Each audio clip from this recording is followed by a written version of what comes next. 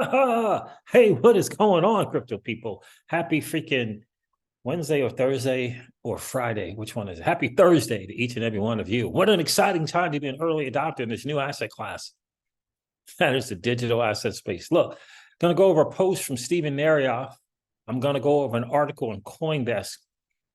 Both are very, very troubling, in my opinion, when it comes to the average George Jane, the average retail investor, people to look to create generational wealth in a new financial system and be able to participate in a level playing field. Stephen Narioff's post and the CoinDesk article. The CoinDesk article is from about the U.S. Treasury and what the U.S. Treasury is asking from Congress or asking of Congress. Powers that go beyond even the powers that were given to them during the Patriot Act or because of the Patriot Act. In disguise, it really is a way to shut down crypto. That's what it really is. And I'm going to cover that a little bit later. And then using the disguise or the guise, the backhand deceit of terrorism as a way to be able to shut down crypto. But let's get into this article here. Listen, guys, this is your XRP Ripple daily news in around 0 to 10 minutes. Mr. Huber put this out about Mr. Hoskinson. He says, I'm sorry, Charles, but for 2 years, you did everything you could to make the XRP community to look ridiculous and embarrass us in public. I know you offered peace, but only to come out of nowhere and call us crazy conspiracy theorists again. Now look at you. It's funny. Now, we all seen this rant that Charles Hoskinson has been on. It's interesting. But what I find more fascinating is Stephen Narioff. We all know about Stephen. Tried to get, basically, they tried to blackmail him and talking about federal agencies, federal U.S. government agencies tried to blackball this guy and all kind of stuff to this dude. Those are his words, not mine. Stephen Narioff says, it's real. It's not a conspiracy.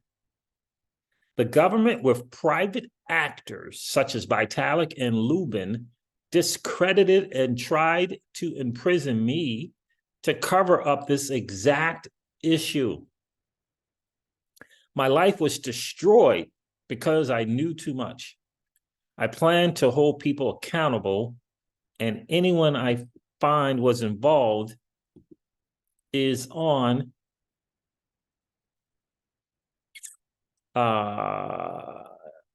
where is that at?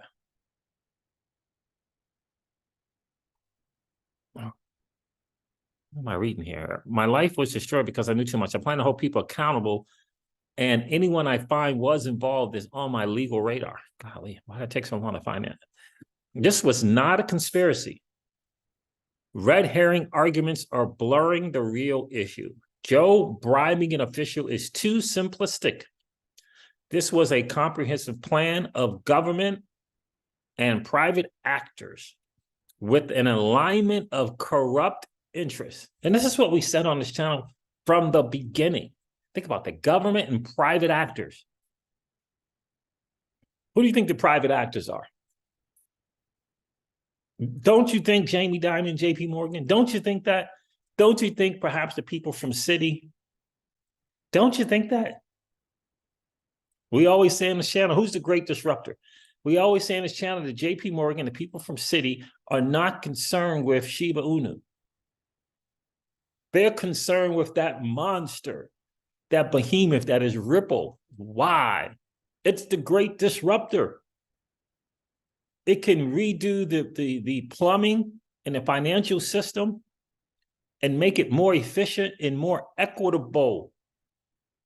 It can kill their golden goose. And the private actors and the government got together, but they had to find someone who would play ball with them. And I humbly submit to you that that was Joe Lubin. Now, let's not forget that the people from JP Morgan, about 15 of them, found themselves decided to take a visit to the office at Ripple.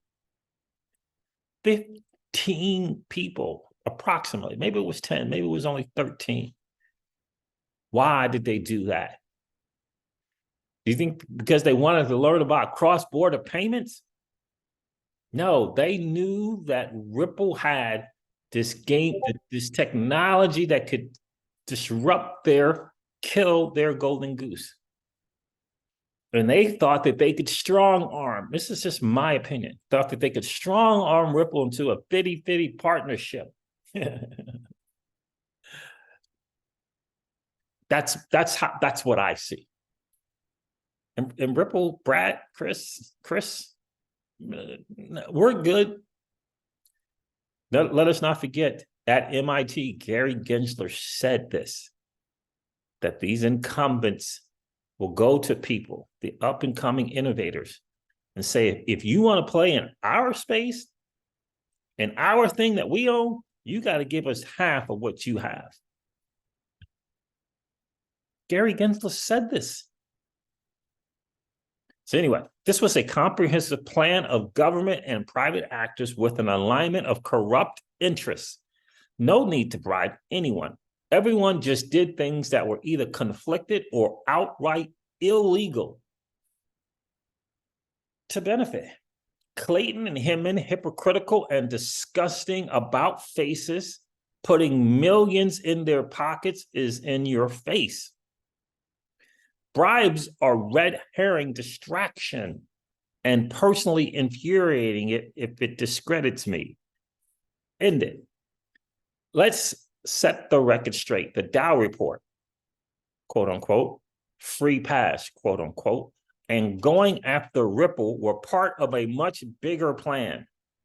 As for Ripple, the government, banks, Consensus and Ethereum all wanted to replace it. There it is right there is what I said. It's right there. This is exactly what I said. He says, as for Ripple, the government, banks, Consensus and Ethereum all wanted to replace it. This is what we've been saying from day one. This is Ripple, the great disruptor, but couldn't catch them in a fair fight. They couldn't catch them in a fair fight. So they had to do the Dow report, free pass, and the lawsuit. This was much bigger than one goal of Ethereum versus Ripple. You got to understand here, he is including Consensus, the business. He's including the banks. He's including the government.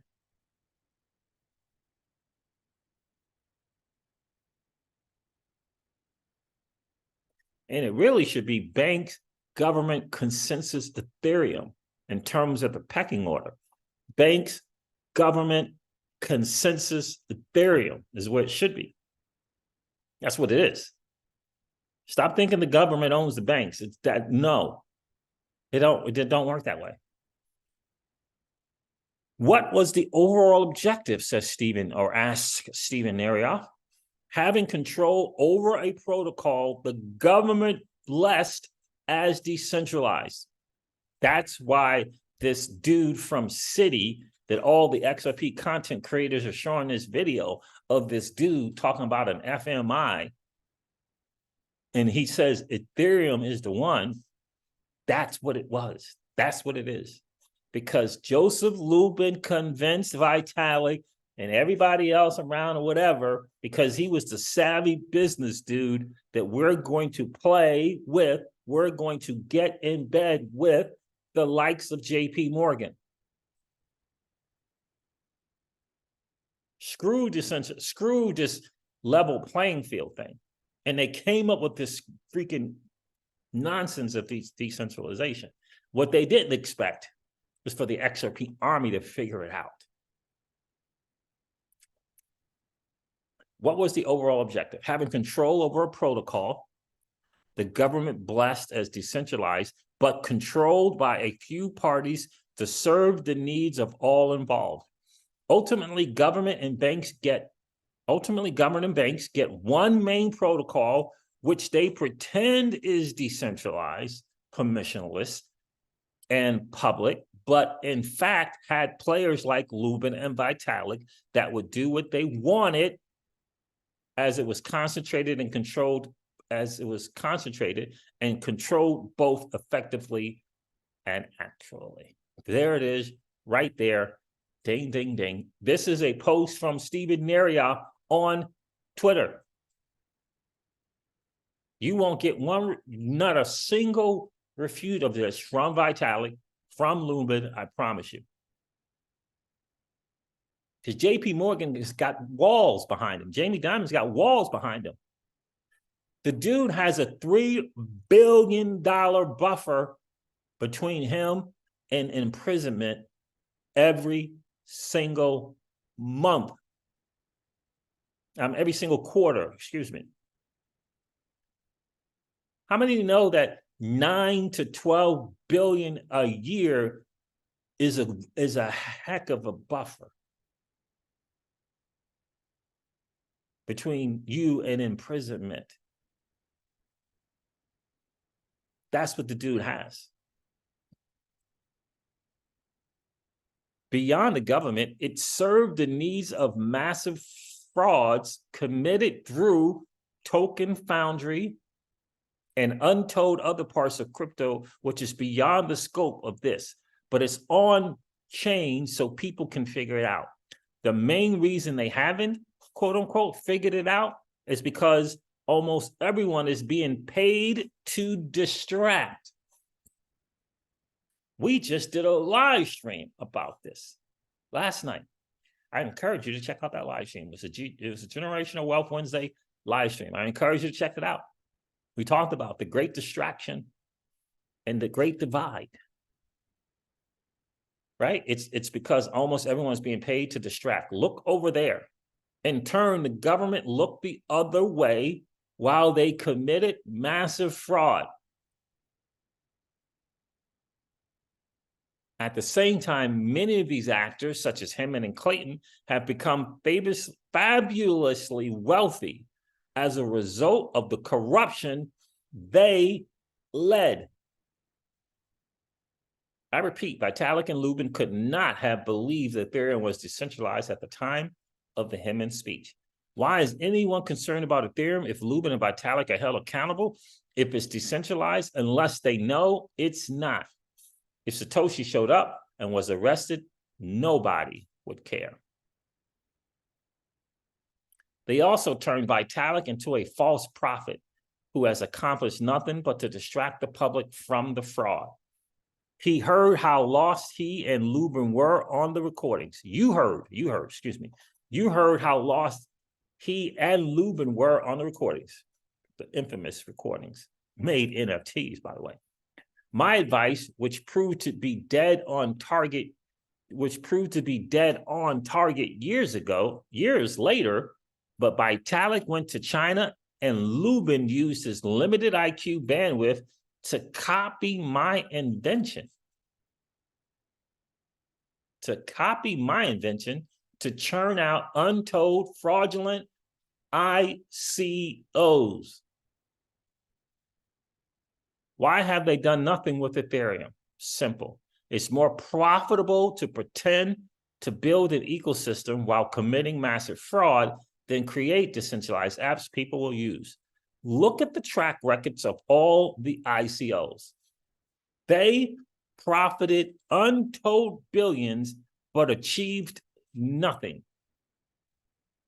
These are facts. Public got fleeced.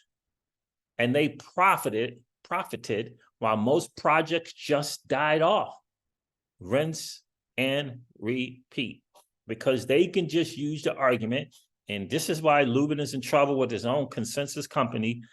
He tried to rip off his own investors and shareholders and board members, because Lubin knew that because of his business background, he knew that they could just use the project fell apart. It went under. When you get enough funding, this, blah, blah, whatever, they could just use it. So they could do these fraudulent fundraisers, dupe the American people with promises of something to happen. And it was really Lubin in the background helping these little projects or promoting these little projects. Look, you'll benefit, you know, you're smart, do this little thing here. We're all going to win. And then at the end, nothing comes to fruition. And I promise you, someone is going to come to the forefront. Someone's going to come to the front and say, yep, this is what they wanted us to do. I promise you it's coming. 1, 2, 3, I promise you. Dev, project lead, somebody's going to come to the front. I promise you it's going to happen and say that this is what Lubin wanted to happen. And he maybe didn't say it directly, but he kind of indirectly, whatever, it's coming. Here it is right here. My false SEC-led prosecution with the Department of Justice and FBI mirrored events in these efforts by the same people. Why? Because I was the one person who could unravel at least the free pass. At least the free pass. Some involved: Clayton Hinman, Mark Berger, Valerie Stepanek, John Daniels, John Elwright, Mark Beanie, Andre Spector, S/A, Jordan Anderson, S/A, I don't know if that's securities attorney, Andrew Cropshaw, and my alleged co-conspirator, government agent Michael Laddie.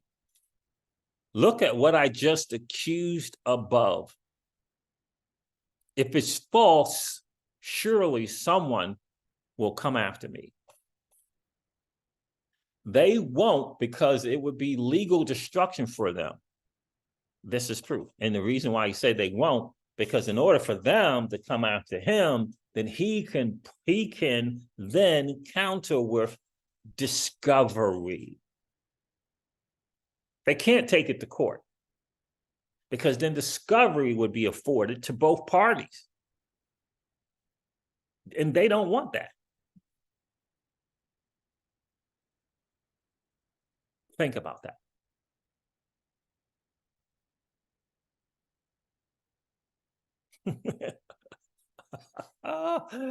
Hinman, one of the famous parts of that Hinman speech was, quote, we don't see a third part, in regards to Ethereum, we don't see a third-party promoter, unquote.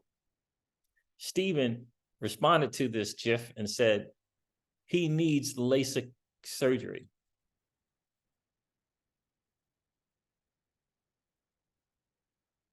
Why is this important? Because this involves the digital asset space, which was the intention behind it, the idea, concept behind it was peer-to-peer, right? Peer-to-peer, peer-to-peer, where everyone could participate, choose their own form of money, and choose how they store their money without intermediaries, without counterparties. And Lubin essentially hoodwinked Vitalik. When I look at Vitalik, I know some people are going to say, don't feel sorry for the guy, but I feel sorry for him. He probably looked to Joe as a father figure. And Joe just manipulated. Is Joe a developer? Is he got some savvy, right? No. He used, I don't want to say used, but he manipulated. Of course, Vitalik wants to get his product. He believes in the idea and concept of what Ethereum could be. Jamie Dimon hoodwinked, or I don't even say hoodwinked. Ethereum was their second stop. And Joseph Lubin said, oh yeah, cool. It's the bottom line.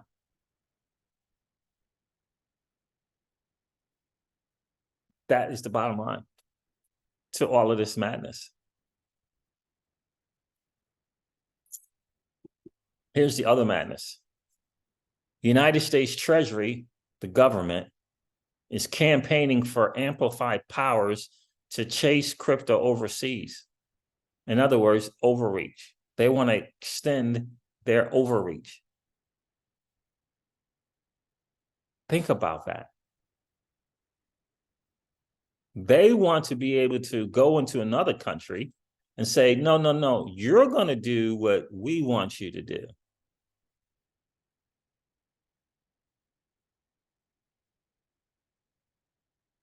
And if you don't, we're going to bar you from access to our financial system. And what they're going to use is they're going to use the guise, the backhand, if you will, the sleight of hand, backdoor. Oh, wait a minute. This is about the Hamas. This is about terrorism. It's not about crypto. It's about terrorists. A top official has asked members of Congress for new laws to extend the Treasury's crypto reach beyond its existing enforcement and sanctions abilities. Do you see what's going on here? Do you see the play here? Do you see the play? They do not want us to have access to a financial system where we choose our own money. Do you see what's going on here? That's what it's about. The United States Department of Treasury has been pushing for lawmakers to grant it extended powers to battle illicit finance using crypto. One of the government's requests is, now we already heard members of Congress saying it's a lie that the Hamas or any other thing was using crypto as their means, that it was a small percentage, perhaps even less than 1%. The biggest way that terrorists use to finance their operation is the dirty, nasty US dollar, period. One of the government's requests is for special jurisdiction over non-US stable coin issuers, such as Tether. The United States Department of Treasury is pressing lawmakers for a new set of powers that would give the government unprecedented enforcement and sanctions authority over the crypto sector, including the ability to roam well beyond American borders and get involved with transactions that don't involve its citizenry. Do you understand what's going on? Do you understand what this nation is trying to do under the guise of going after illicit finance?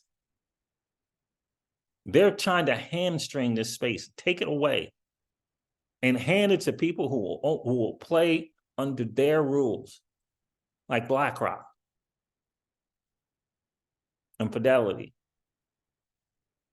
Think about this overreach. Think about this, what they want to do, including the ability to roam well beyond American borders and get involved with transactions that don't involve its citizenry. The Deputy Secretary of the Treasury, Wally Ademio, has lobbied senior members of Congress with a proposal mapped out in writing that he called a set of common sense recommendations to expand our authorities and broaden our tools and resources to go after illicit actors in the digital asset space, according to excerpts from a speech he's set to deliver on Wednesday in Washington. Modes of raising and moving money continue to evolve, and many of our authorities have not been updated in decades. According to the Treasury documents sent to lawmakers and obtained by CoinDesk, terrorist groups, including Hamas, use new virtual methods to move, store, and obfuscate their funding streams.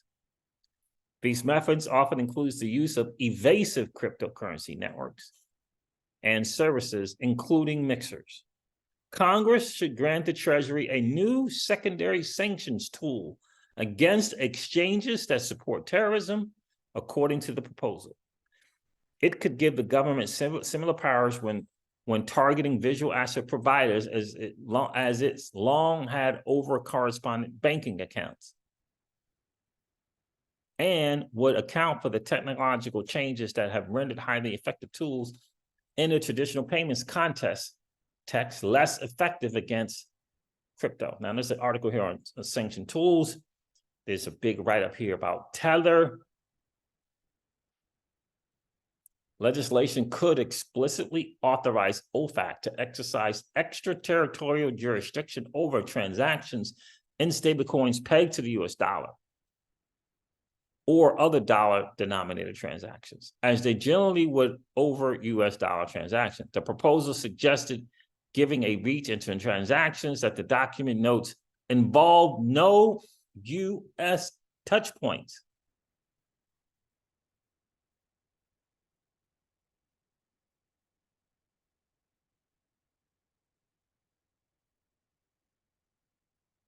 This Treasury campaign cites reports on crypto funding, but the brief mention doesn't note that aspect of those reports had later been discredited by an analysis firm that was originally cited, leaving the extent of Hamas crypto involvement uncertain.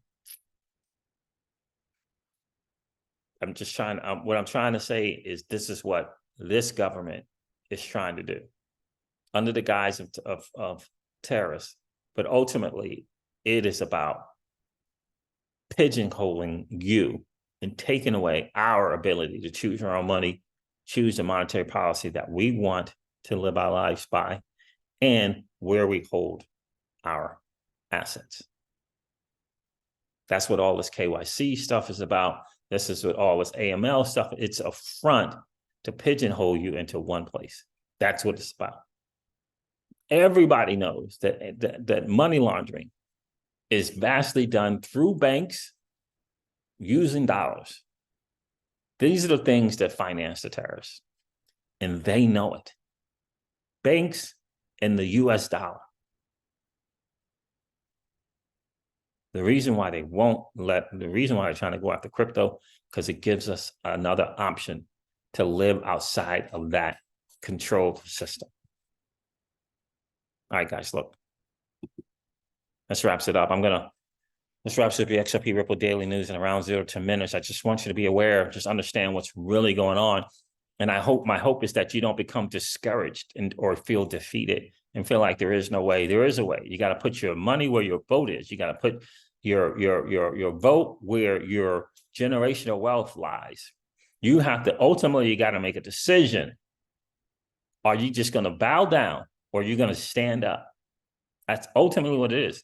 Because if you listen to the rhetoric about people pulling out their guns, then you're lost.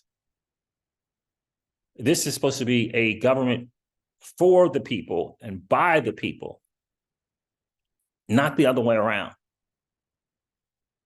The last thing they'll do is pull out their gun. They don't want people rioting in the streets. It's the last thing they want.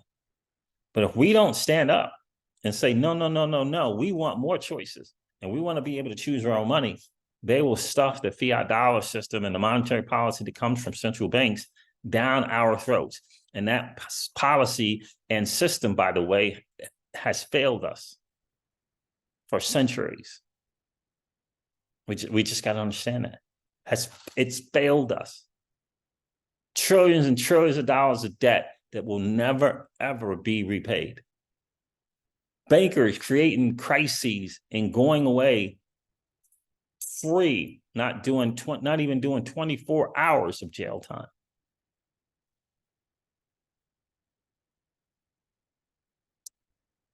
So I hope you understand what's going on. And I hope that you make a decision like we have to fight. I hope you make a decision like we have to walk away from the utility maxis or any other kind of maxi. And understand that this idea was to create a level playing field for everyone. All right, guys, look, this wraps up the XRP Ripple Daily News in around 0 to 10 minutes. I hope that it has been of value to you. If it has, do me a favor, hit that like button.